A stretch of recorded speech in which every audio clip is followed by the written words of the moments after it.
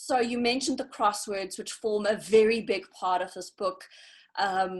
Talk to me about why you put the crosswords in there. You must love crosswords if you had put them in there, but talk to me about why you put them in there and how they inform the structure of the novel.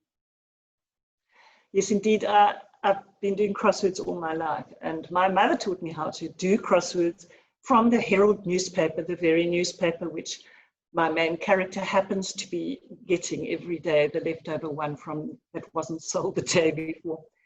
And yes, I started to devise clues as a way to structure the book.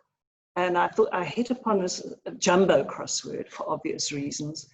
And a jumbo crossword always has 70 clues. And I thought, well, that'll be great. I can have 70 chapters. But it didn't, as I said, it didn't work out so easily. So I changed it to the timeline. But the clues are cryptic. And Katy is writing all about secrets.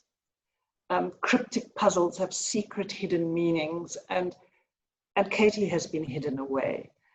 And there's something else she's trying to get at the truth of, something else that's hidden. And she uses the clues to the crossword as a way slowly to talk to her mother about how things have landed up the way they have and what has gone wrong. So if you were to analyze the actual answers to the crossword, which are there hidden in every chapter, there are themes running through. There are lots of words relating to being overweight, to eating, to food, which Katy loves. So obviously she thinks about food a great deal, and she describes it and she delights in it. And the answers are all tied together in a kind of clumsy way eventually. I deliberately made two mistakes in the crossword. I could have corrected them.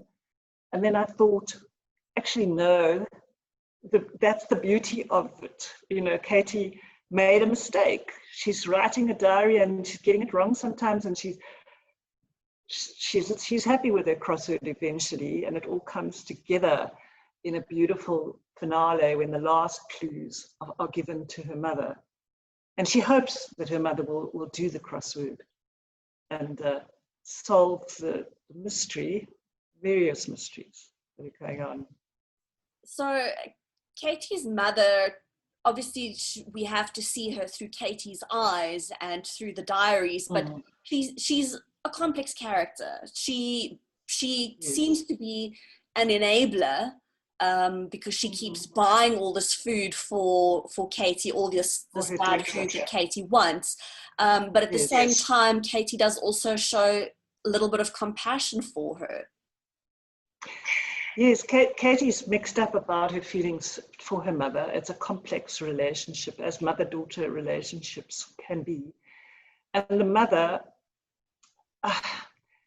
yes, we see her through Katy's eyes, and she doesn't say very much at all, because poor old Katy is isolated, and mother is the enabler, and Katy needs to keep on the right side of her, that's for sure, because that's the source of her sustenance.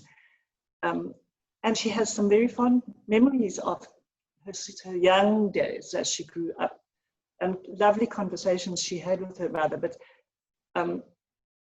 something else happened in the mother's childhood that Katy questions, which would have made the mother into the troubled woman that she is. She definitely, obviously, suffers from depression herself, and has had problems in her lifetime. So the two women are stuck with each other in this fairly stiff environment in which silence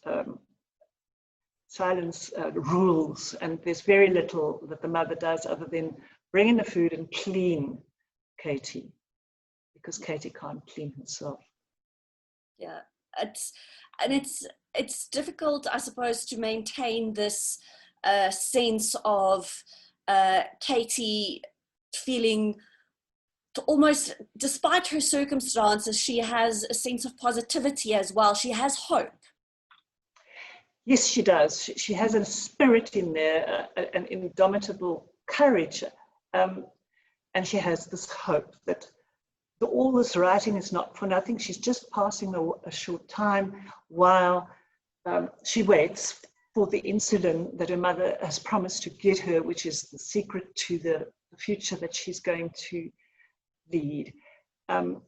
She also has strong emotions that give her strength. I mean, she gets angry as the novel goes, and she doesn't lie down like a victim and just accept what is happening. She questions things, but always with this wry sense of humor that helps to balance this dark rage she sometimes feels.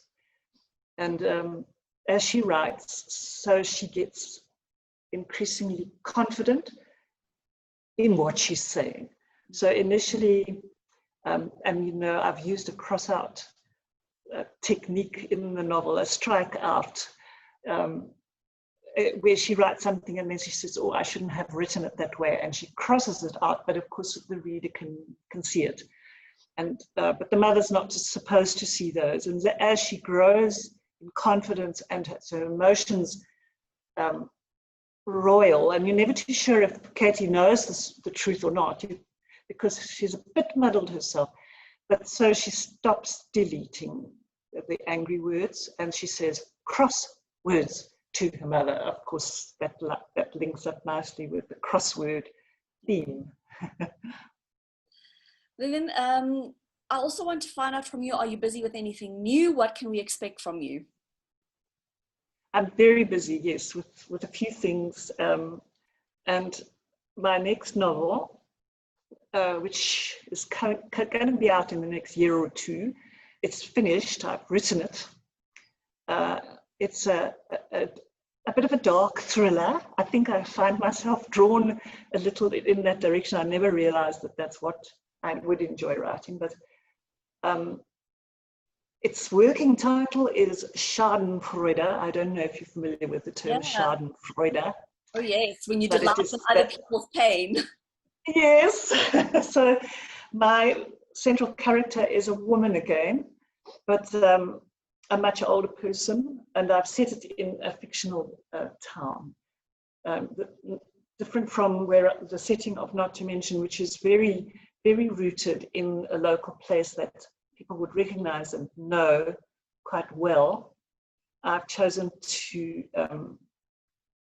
give my imagination a little more free rein and invent a place, although people might surmise what place I'm referring to. It's a fictional place, but it's not science fiction.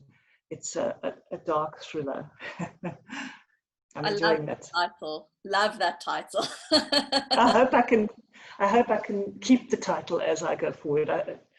It works. It works very well for what my character is like. Vivian, I want to thank you very much for your time. I really enjoyed your book and looking forward to Andrea. what you're going to be producing next. It's a pleasure. Thank you very much for the opportunity to talk about the book.